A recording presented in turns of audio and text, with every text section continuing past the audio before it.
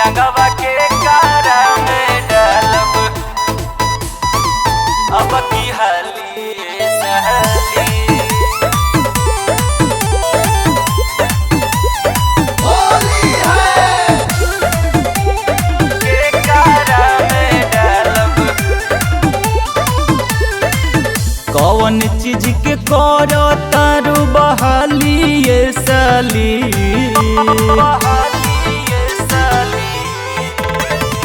कौन चीज के करो तारू बहाली ये साली तो रंगवा के कारा में डालब अब की हाली ये सहली रंगवा के कारा में डालब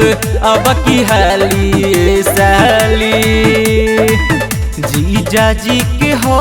आधा घर वाली ये साली जीजा जी के हो आधा घर वाली ये साली तरंगवा के कारा में डालब अब की हाली ये सहली रंगवा के कारा में डालब अब की हाली ये सहली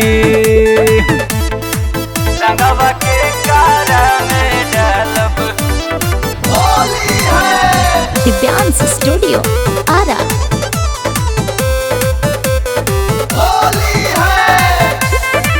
अब की हाली सहली घर कह के गइलू जाता बानी फारम भरे चल जालू का जाने कवना के जरे कवना के जरे घर कह के गइलू जाता बानी फारम भरे चल जालू का जाने कवना के जरे ऐसे जदी करबू केहू खाली ये साली ऐसे जदी करबू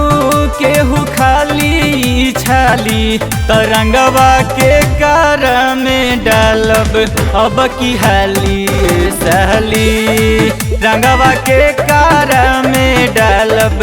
अब की हाली ये सहली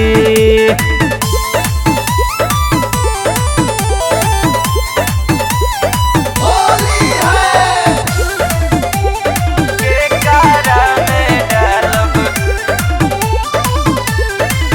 मन जहुआ बतारू वीडियो कॉलिंग करके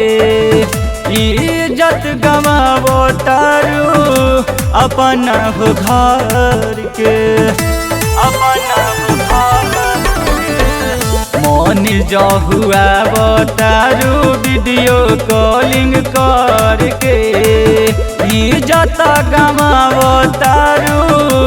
अपना तू घर के हमारा देख के काहे सारा मालू ये साली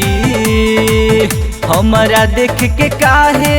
सारा मालू ये साली तरंगवा के कारा में डालब अब की हाली ये सहली रंगवा के कारा में डालब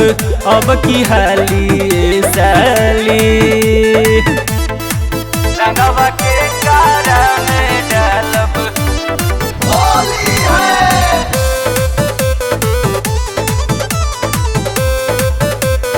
होली है अब की हाली सहली छोटू आनंदवा के तू रख तारू अंधेरा में कहेला विनेश देखनी दोसरा के डेरा में दोसरा के डेरा में छोटू आनंदवा के तू रख तारू अंधेरा में कहेला विनेशवा देखनी दोसरा के डेरा में तोहरे चलते राहुल जहर खाली ये साली नहरी चलते रहुला जहर खाली ये साली तरंगवा के कारा में डालब अब की हाली ये सहली रंगवा के कारा में डालब अब की हाली ये सहली।